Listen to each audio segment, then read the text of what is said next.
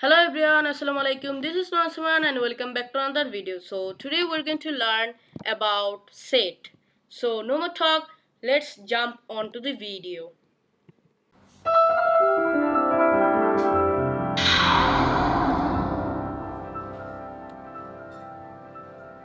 তো আমরা এসে পড়েছি আমাদের ট্রিঙ্কেটে এবং আজকে আমরা যে জিনিসটা সম্পর্কে শিখবো সেটা হচ্ছে সেট। লিস্ট যেরকম একটা ডেটা টাইপ ছিল সেরকম সেটও একটি ডেটা টাইপ। কিভাবে আমরা যদি এটা টাইপ প্রিন্ট করি তাহলে আমরা হচ্ছে এটা বুঝতে পারবো যে এই জিনিসটা আসলে কি ডেটা টাইপ নাকি অন্য কিছু। ওকে, নাম স্টার্ট, দেখুন এটা কিন্তু একটা ডেটা টাইপ। ওকে, তো অনেকেই হচ্ছে গলিয়ে ফেলেন যে লিস্ট কি আসলে, সেট কি, এগুলোকে হচ্ছে আপনারা অনেক সময় হচ্ছে অনেকে গুলিয়ে ফেলে যে এগুলো কি আসলে ফাংশন না ডেটা টাইপ নাকি অন্য কিছু। তো আমি আগেই বলে রাখি এগুলো কিন্তু এক ধরনের ডেটা টাইপ, এগুলো এক ধরনের ডেটা টাইপ। ওকে, তো আজকের মূল বিষয় হচ্ছে সেট। ওকে, তো সেট জিনিসটা কি, লিস্ট যেরকম তার বিপরীত হচ্ছে সেট, অর্থাৎ লিস্টের যে সকল সুযোগ সুবিধা আছে আমাদের সেটে সে সকল সুযোগ সুবিধা নেই। অর্থাৎ লিস্টে হচ্ছে আমাদের ডুপ্লিকেট ভ্যালু রাখা যায়, তবে সেটে কিন্তু ডুপ্লিকেট ভ্যালু রাখা যায় না। যেমন আপনারা দেখতে পাচ্ছেন এখানে আমি যদি প্রিন্ট করি, প্রিন্ট হচ্ছে আমরা প্রিন্ট করলাম নাম, এবং এখানে আপনি দেখতে পাচ্ছেন 12কে আমি দুবার রেখেছি, দেখবেন এখানে কিন্তু 12 দুবার আসবে না। দেখুন এখানে কিন্তু 12 শুধু একবারই এসেছে, এখানে কিন্তু 12 নেই। এবং লিস্ট হচ্ছে অর্ডার, অর্থাৎ আমরা যা দিব হুবহু তাই হচ্ছে সে প্রিন্ট করবে, তবে লিস্ট অর্ডার না, এবং এই কারণে তার ইন্ডেক্সনে এবং আমরা তার স্লাইসিংও করতে পারবো না। ওকে, আরেকটা জিনিস হচ্ছে লিস্ট আমরা হচ্ছে স্কোয়ার ব্র্যাকেটে করি বা থার্ড ব্র্যাকেট আপনারা দেখেছেন, তবে সেট হচ্ছে আমরা সেকেন্ড ব্র্যাকেটের মাধ্যমে করে থাকি। তো লিস্ট এবং সেট, এরপরে আরো অনেক ডাটা টাইপ আছে যেমন টাপল। তো এই তিনটার মধ্যে বা অনেক কিছু আছে, তো এগুলোর মধ্যে হচ্ছে ডিফারেন্সটা কি বা কোনটা ইউজ করলে সবচেয়ে ভালো তা নিয়ে একটি সেপারেট ক্লাস আসবে।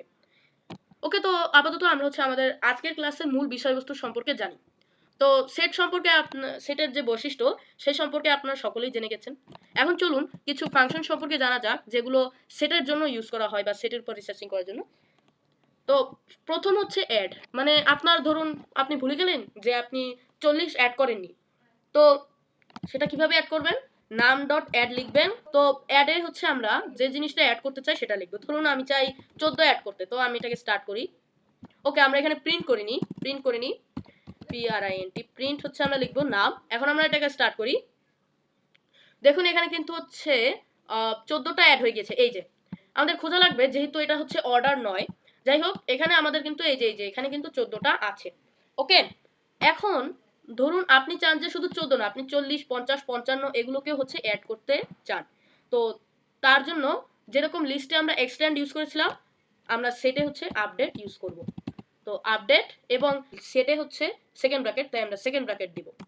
তো আমরা সেকেন্ড ব্র্যাকেট দিলাম, কমা, ধরুন 50 40 44 সরি 33। ওকে, আর দেওয়ার দরকার নেই। তো এখানে আমরা হচ্ছে এভাবে ক্লোজ করে তারপরে প্রিন্ট নাম, এবার স্টার্ট করি। দেখুন এখানে এই যে 33 40 কোথায়, এই যে 40, এই যে 50 এবং এই যে সামনে 14। তো আপনারা দেখতে পাচ্ছেন যে অ্যাড এর মাধ্যমে আপনি একটা ভ্যালু ইনপুট করতে পারবেন এবং আপডেটের মাধ্যমে আপনি মাল্টিপল ভ্যালু অ্যাড করতে পারবেন। এখন আমরা যেটা নিয়ে কাজ করব সেটা হচ্ছে রিমুভ জিনিসটা নিয়ে।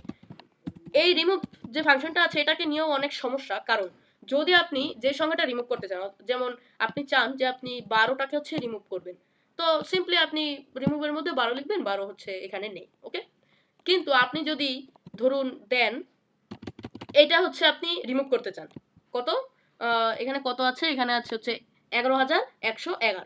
তো এটাকে আপনি হচ্ছে রিমুভ করতে চান, কিন্তু এটা কিন্তু সেটে নেই। এই যে যে জিনিসটা সেটে নেই বা যে ভ্যালুটা সেটে নেই সেটা যদি আপনি রিমুভ করতে চান তাহলে এখানে একটা এরর আসবে। এইটাই হচ্ছে সমস্যা রিমুভের। এই যে, তবে এই সমস্যাটাকেও সমাধান করার জন্য ডেভেলপার হচ্ছে ইয়ে করেছেন, ডিসকার্ড নামক একটি ফাংশন রেখেছেন, ডিসকার্ড। ওকে, এই ফাংশনটা রেখেছেন যার কারণে হচ্ছে আমরা যদি যেটা রিমুভ করতে চাই সেটা যদি সেটে না থাকে তারপরেও আমাদের কোনো এরর আসবে না। আশা করি আপনারা বুঝতে পেরেছেন। এবার হচ্ছে আমরা পপ ফাংশনটা ইউজ করব। পপটা একদম সিম্পল, অর্থাৎ আপনি যদি চান যে শুরু যেটা, অর্থাৎ এখান থেকে যদি আমরা পপ ইউজ করি তাহলে এখান থেকে যে কোনো একটা ভ্যালু হচ্ছে বাদ হয়ে যেতে পারে। যেমন আমি এখানে স্টার্ট করি, দেখুন এখানে কোন ভ্যালুটা কোনটা হচ্ছে বাদ হচ্ছে, এখানে 56 90, ওকে 34টা এখানে বাদ হয়ে গেছে। ক্লিয়ার ফাংশনটা গুরুত্বপূর্ণ। ধরুন আপনি চান যে আপনার সেটটাকে আপনি ডিলিট করবেন, তো আপনি ইজিলি নাম ডট ক্লিয়ার লিখে এটাকে স্টার্ট করতে পারেন এবং এখানে শুধু জাস্ট এই যে সেট কথাটা আসবে, এটার মধ্যে কিছুই নেই। ওকে, পুরোটা হচ্ছে ক্লিয়ার হয়ে গিয়েছে। ওকে, নাও এখন হচ্ছে আমরা আরো 3টা ফাংশন সম্পর্কে জানবো। এখানে সেটের সাথে আমরা আরো অনেক ফাংশন নিয়ে কাজ করতে পারি।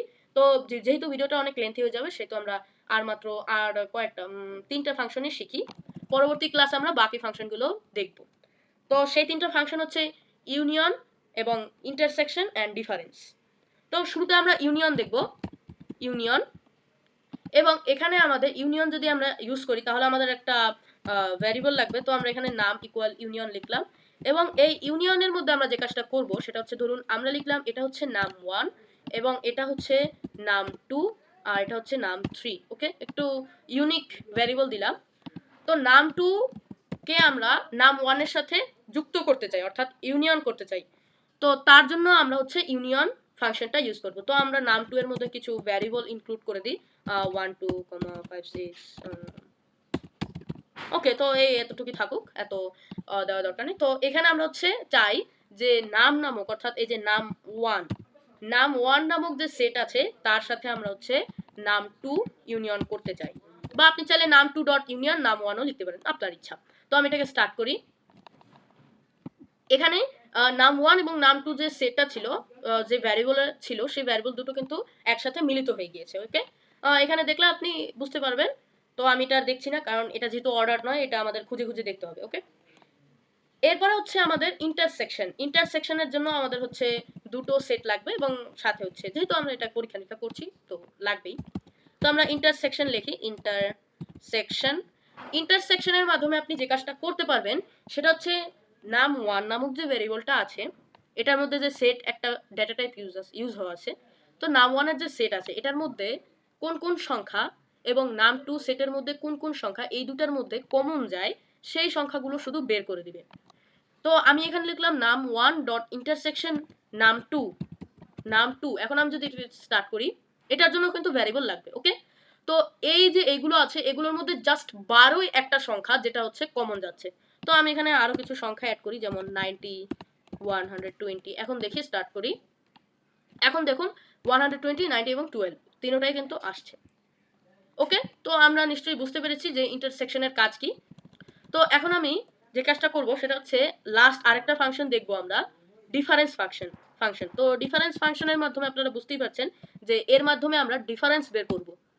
এই যে যে মাল্টিপল যে সেট থাকবে, বা আমরা তো এখানে দুটোই সেট বানিয়েছি শুধু, তো এই দুটোর মধ্যে ডিফারেন্সটা কি। আগে আমরা দেখেছি কমন কি, এখন আমরা দেখব এই দুটোর মধ্যে ডিফারেন্স কি। ওকে, তো এর জন্য আমরা ডিফারেন্স ফাংশনটা ইউজ করব, ডিফারেন্স। ওকে, তো দেখুন এখানে কিন্তু 56 34 এবং 123 78 এই যে চারটা সংখ্যা, এই চারটা সংখ্যাই হচ্ছে এই দুটোর মধ্যে ডিফারেন্স।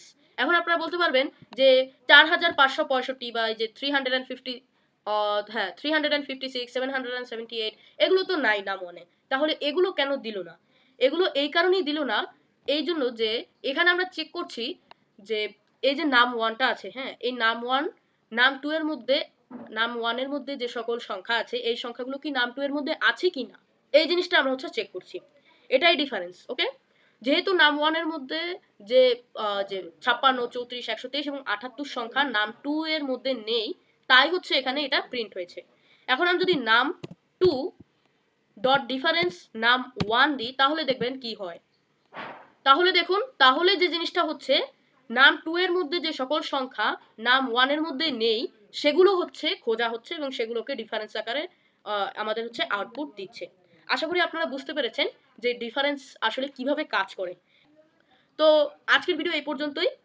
সকলকে ধন্যবাদ ভিডিওটি লাস্ট পর্যন্ত থাকার জন্য। আসসালামু আলাইকুম।